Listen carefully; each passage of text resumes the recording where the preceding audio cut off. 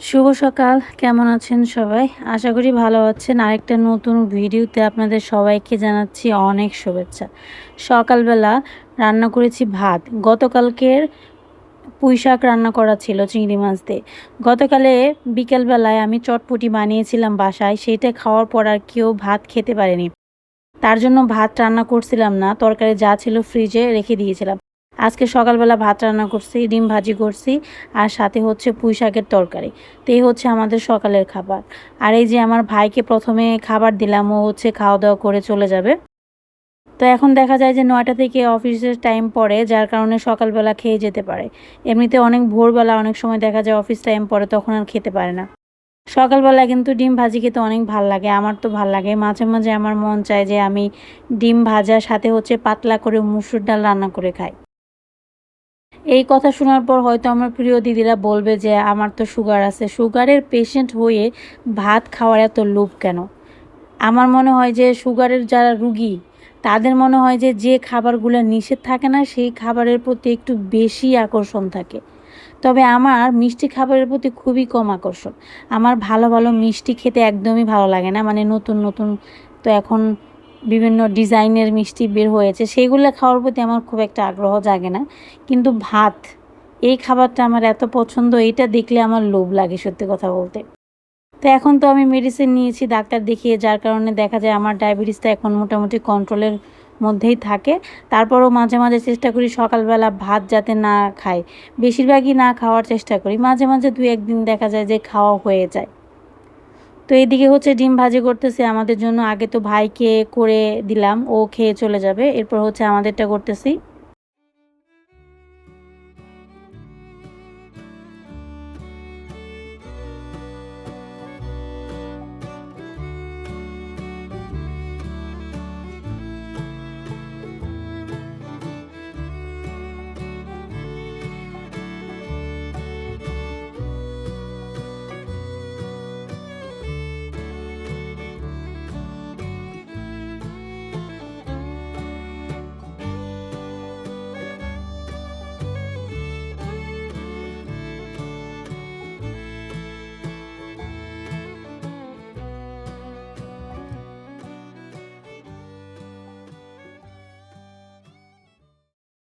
খাওয়া-দাওয়া শেষ করলাম। খাওয়া-দাওয়া শেষ করার পর বোঝেনই তো, থালাবাটি তো হয়ই। সত্যি কথা বলতে সারাদিনই আমাকে থালাবাটি পরিষ্কার করতে হয়। শুধুমাত্র যে নিজেরা খাবার-দাবার খায় তার জন্য তা কিন্তু না। ঈশান বাবু, সে হচ্ছে সারাটা দিন থালাবাটি নষ্ট করে। ১ পিস পেয়ারা খাবে, একটা বাটি নিবে। আবার কি করবে, মাঝে, মাঝে নিজে শরবত বানাতে বসে। লেবু নেবে, জল ভরবে, আস্তা লেবু গ্লাসের মধ্যে দিয়ে লবণ দিয়ে কী যে করে সেটা কি আর বলবো। এইভাবে করতে, করতে প্রত্যেকটা গ্লাস সারাদিন নোংরা করে। তারপরে যে বাটি কী পরিমাণ নোংরা করে সেটার তো কোনো হিসাবই নেই। ছোট বাচ্চাদেরকে নিয়ে সংসার গুছিয়ে রাখা যে কী কষ্ট, এটা আসলে আমরা মায়েরাই বুঝি। কী পরিমাণ যে কষ্ট করতে হয় সেটা আর বলার কি বলেন। এদিকে হচ্ছে সে এখন বায়না করছে পেয়ারা খাবে। তো পেয়ারা তো শুধু, শুধু খাবে না, সেটা আবার লবণ দিয়ে গুঁড়া মরিচ দিয়ে মেখে দিতে হবে। তো এইদিকে ওর বাবা পেয়ারা কাটতেছে। এখন একজনকে দিলে তো হবে না। যদি ঈশানকে দেওয়া হয় তাহলে সারামণির রাগ হবে। আবার যদি সারাকে দেওয়া হয় তাহলে ঈশান বাবুর রাগ হবে। যেটাই কিনতে হবে বা যেটাই দিতে হবে দুজনকে সমান, সমান দিতে হবে। তারপরে এই যে দুজনকে ২ টা, অবশ্য একটা পেয়ারাই কাটা হয়েছে, অর্ধেক, অর্ধেক করে ভাগ করা হয়েছে। তো এখানে দেয়া হলো। তো সারামণি হচ্ছে মরিচ আর লবণ হচ্ছে মিক্সড করে খায়। ঈশানবাবু আর মরিচ আর লবণ আলাদা করে একটু, একটু করে নিজে, নিজে মিশিয়ে, মিশিয়ে খাবে। একেকজনের রুচি একেক রকম। তারপর আমি রান্নাঘরে চলে আসলাম। আজকে হচ্ছে একটু মশলা বানাচ্ছি। এটা হচ্ছে মাছের ঝোল রান্না করার ক্ষেত্রে ব্যবহার করা যায়। এই মশলাটা আপনারা যে কোনো মাছের ঝোলেই ব্যবহার করতে পারবেন। এর মধ্যে আছে হচ্ছে জিরা, ধনিয়া আর হচ্ছে তেজপাতা। এটা হচ্ছে একটু হালকা করে ভেজে তারপর হচ্ছে ব্লেন্ডারে ব্লেন্ড করে নেব। এইখানে রান্না করতেছি শুটকি ভুনা। আজকে লইটা শুটকি ভুনা করব। তো আপনারা কে কে খান জানি না। এই লইটা শুটকি ভুনাটা আমার খুব পছন্দ। একটু বেশি করে তেল দিয়ে পেঁয়াজ আর রসুন কুচি সমান, সমান, সাথে একটু বেশি করে কাঁচামরিচ দিতে হবে। তারপর পেঁয়াজ আর রসুন কুচি যখন একটু সেদ্ধ, সেদ্ধ হয়ে যাবে তখন এর মধ্যে ছোট, ছোট পিস করে লইটা শুটকি কেটে নিয়ে ধুয়ে নিয়েছিলাম একদম ভালো করে পরিষ্কার করে। কারণ শুটকির গায়ে কিন্তু অনেক বালি থাকে। তো সেই বালুটা ভালো করে পরিষ্কার করে নেবেন। তারপর হচ্ছে যে শুটকিটা দিয়ে দিলাম। এখন হলুদ, মরিচ, লবণ সুন্দর মতো দিয়ে একটু জল দিয়ে প্রথমে এটাকে সেদ্ধ করব। তারপর হচ্ছে হালকা আঁচে এটাকে একটু ভাজা ভাজা করব। আর কোনো মশলা এর মধ্যে দিতে লাগবে না আর কি। আপনারা যদি চান তাহলে ধনিয়া পাতা ব্যবহার করতে পারেন, তবে না দিলেও হবে। এভাবে খেয়ে দেখবেন, আমার কাছে তো খুব ভাল লাগে। তো এদিকে হচ্ছে বাটা মাছ ভাজি করব। বাটা মাছ দিয়ে মুখী কচু মানে হচ্ছে ছড়া কচু দিয়ে মাছের ঝোল করব। মাস তো শেষ, তো ফ্রিজটাও প্রায় খালি হয়ে গেছে। এখন ফ্রিজে আছে হচ্ছে কয়েকটা মাছ। এই যে বাটা মাছ ভাজি করতেছি, এটা দিয়ে মাছের ঝোল করব। আর হচ্ছে বোয়াল মাছ আছে, এই আর কি। মানে যেহেতু মাস শেষ, আস্তে আস্তে সব বাজার ঘাট, মাছ বলেন, মাংস বলেন, সবজি বলেন, ডাল বলেন, মশলাপাতি বলেন, সব শেষ হয়ে যাবে। আবার সব নতুন করে বাজার করতে হবে।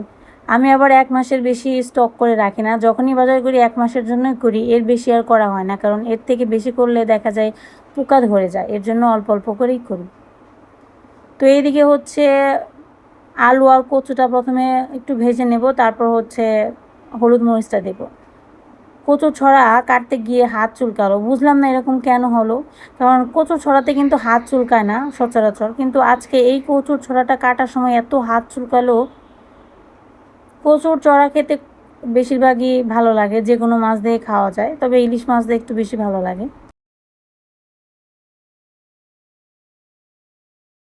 তো দুপুরবেলা খাওয়া শুরু করলো।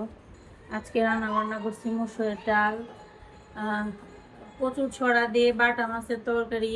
তারপরে এখানে আমি করছি হচ্ছে এটা লইটে মাছ ভুনা করছি। আর এখানে বাড়িতে আছে যে খারখন বাট, এটা হচ্ছে এনার বাপের বাড়ি থেকে দিছে আর কি।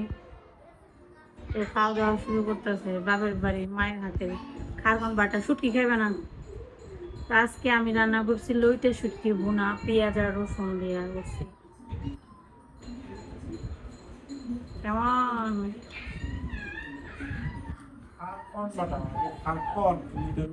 ঘাটকুল করে নাকি খারকল একটা হইলে গেছে।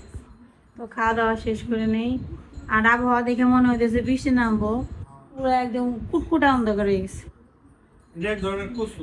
হ্যাঁ, কচুর ছোট ভাই।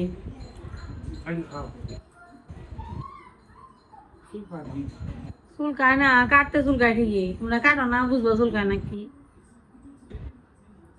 আর পিঠা নিয়ে আইবো, ফোন দিয়ে চালি একটু আগে শীতের পিঠা খাইবা না, খাওয়া নিয়ে আয়। আমাদের ওই দিকে খেয়াল না, কিছু খাস নেই, কিছুই খাস নেই। ওরে বাবা, আগে কাট উলা ফানবে নকে নকে সামনে দাঁড়ায় গানা করে নেবে। ও এদিকে কি জানো তোর মামা যে বেতন পাইবো, তোর আর কি সানডে চক চিকেন বল খাওয়াইতে না। হ্যাঁ হইলো প্রতিদিন যে সামনে গানা করা, প্রতিদিন কি যাওয়াটা ঠিক? মাসে একবার গেলে তাহলে ঠিক আছে, প্রতিদিন যদি কিছু আনবার করতে তোর মামা যাদের বেতন দেবো সব না তোকে খাওয়াইতে নাকবো। তুই কষ্ট নিয়ে গেলে সামনে দিয়ে কি করবো দাঁড়িয়ে দাঁড়িয়ে তখন বলে মামা কইছে খাওয়াইবো। কোনোদিন স্বপ্নে উচ্চারণ করবি না যে সারা তোরে খাওয়াবো, এটা কোনোদিন করবি না। যদি কষ্ট তাহলে আগামী বাবা হ্যাঁ 5 টাকা পিস এই পিঠা 5 টাকা কেমনে নিছে? ব্যবসা রে, ঢাকায় ব্যবসায়ী এলো দিন, বুঝছেন না? মানে ব্যবসা কোনো রকম একটা খালি দাঁড়া করে দিয়ে ভালো হয়েছে, টাকার অভাব নেই। এই পিঠা 5 টাকা পিস কেমনে সম্ভব হইলো?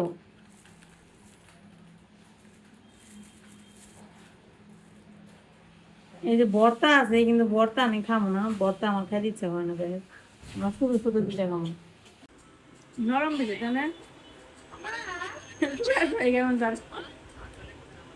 ভর্তা খাম না, ফালাই না যে সুন্দর করে বাটে কে দিয়ে তো সান নাকি তোর মামার নিয়ে ঢুড়াই খেয়ে এখন ভর্তা আছে কিছুক্ষণ আগে ঢুড়াই খাইলাম। তুমি তো শুটকি দিয়ে খাইবা না, এখন ভর্তা দেখাও তারা খাবি না, খা খা এখন ভর্তা দেখা ভালো লাগবে না শুনে।